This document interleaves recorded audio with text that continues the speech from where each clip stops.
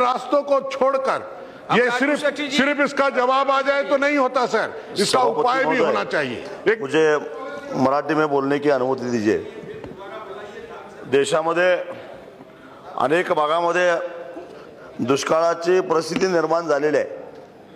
खास करून महाराष्ट्र आणि मराठवाडा आणि कायमस्वरूपी पर्जन्यछायेत असणारा दुष्काळी प्रदेश, या ठिकाणी माणूस अक्षरशः पाण्यासाठी मारामारी करायला लागलेला आहे, हाणामारी करायला लागलेला आहे, अशी परिस्थिती निर्माण झालेली आहे। रेल्वेनं पाणी पाठवण्याची वेळ आलेली आहे आणि अशा परिस्थितीमध्ये चारा छावणीमध्ये असणारा सर्वसामान्य शेतकरी असेल किंवा पाण्यासाठी 8-8 दिवस वाट बघणाऱ्या महिला असतील, या सगळ्यांची एकच कळकळीची राज्य आणि केंद्र सरकारला विनंती आहे, ती म्हणजे आमच्या आयुष्यातला किमान हा तरी दुष्काळ शेवटचा ठरावा, पुन्हा पुन्हा आमच्यावर ही वेळ येऊ नये।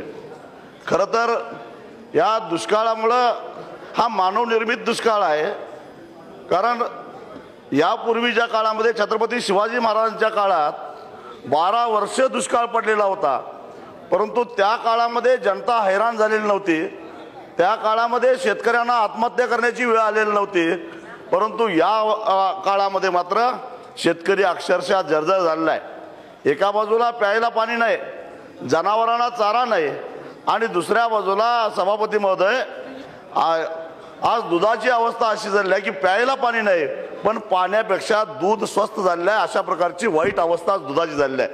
म्हणजे याचा अर्थ एकूणच या शेती क्षेत्राकडे, शेतकऱ्यांच्या प्रश्नाकडे, ग्रामीण भागामध्ये असणाऱ्या सर्वसामान्य जनतेकडे बघण्याचा आमचा जो दृष्टिकोन आहे तो दृष्टिकोन ठीक केला पाहिजे। खरं तर गेल्या 5-6 वर्षामध्ये सातत्यानं शेतकऱ्यांना नैसर्गिक आपत्तीला सामोरं जावं लागतं। कधी गारपीट होते, कधी दुष्काळ पडतो, कधी वादळी पाऊस पडतो, कधी अतिवृष्टी होते, कधी ढग पडतो, आणि या प्रत्येक वेळी शिक्षा मात्र होते शेतकऱ्याला, नुकसान होतं शेतकऱ्याला। खरं तर अलीकडच्या काळामध्ये निसर्गामध्ये होणारे मोठ्या प्रमाणामध्ये जे बदल आहेत, त्या बदलाचं एकमेव कारण आहे ते म्हणजे जागतिक तापमानवाढीचं कारण।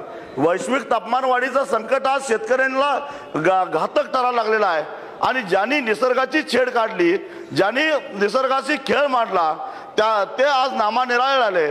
कारण चंगळवाद पोचण्यासाठी अमर्याद ऊर्जेचा वापर केला गेला। कार्बन डायऑक्साईड असेल, कार्बन मोनॉक्साईड असेल, मोठ्या प्रमाणामध्ये वातावरणामध्ये सोडला, आणि पैसा कमावणाऱ्यांनी पैसा कमावला, चंगळवाद पोचणाऱ्यांनी चंगळवाद पोचला, परंतु बिचाऱ्या शेतकऱ्याला मात्र आज त्याची शिक्षा भोगावी लागते, आणि ती फक्त आणि फक्त एकट्याला।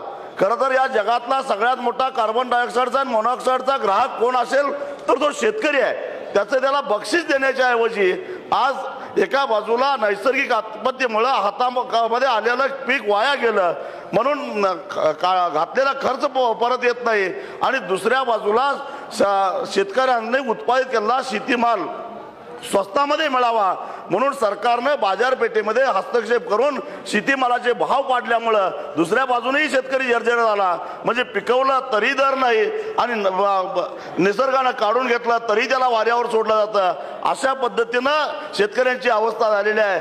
परंतु शेतकऱ्यांना जे कर्ज काढलेलं आहे ते कर्ज काय थांबायला तयार नाही। सभापती महोदय, मला या निमित्ताने एक विनंती करायची आहे की या देशातल्या काही मूठभर कॉर्पोरेट कंपन्यांना त्यांनी काढलेलं कर्ज वेळेवर दिलं नाही म्हणून त्यांचे कर्ज NPA मध्ये टाकले जातात। मला सरकारला एक प्रश्न विचारायचा आहे की या देशातल्या शेतकऱ्यांनी तुमच्याकडे तारण दिलेल्या जमिनीचे एकूण मूल्यांकन करा, म्हणजे आमच्या कर्जापेक्षा आमची जमीन तुमच्याकडे गहाण पडलेली आहे, आणि तरी सुद्धा तुम्ही आम्हाला 1 रुपया ज्यादा कर्ज द्यायला तयार नाही, आणि ज्या उद्योगपतींनी तुमच्याकडनं कर्ज काढले आहेत त्यांच्याकडे वसूल करायला तुमच्याकडे काही जागा शिल्लक राहिलेली नाही। 9,000 कोटी रुपये काढून आज उद्योगपती देश सोडून पळून जात आहेत, पण या देशातला शेतकरी मात्र पळून जात नाही, तो जग सोडून जातो, आणि अशा प्रकारचे या इमानदार शेतकऱ्याला वाचवण्याची वेळ आहे, आणि म्हणून शेतकऱ्याला कर्जमुक्त करा एवढीच मागणी करतो आणि इथेच थांबतो। धन्यवाद। धन्यवाद अध्यक्ष महोदय, मैं मराठी में बोलने की अनुमति चाहती हूँ।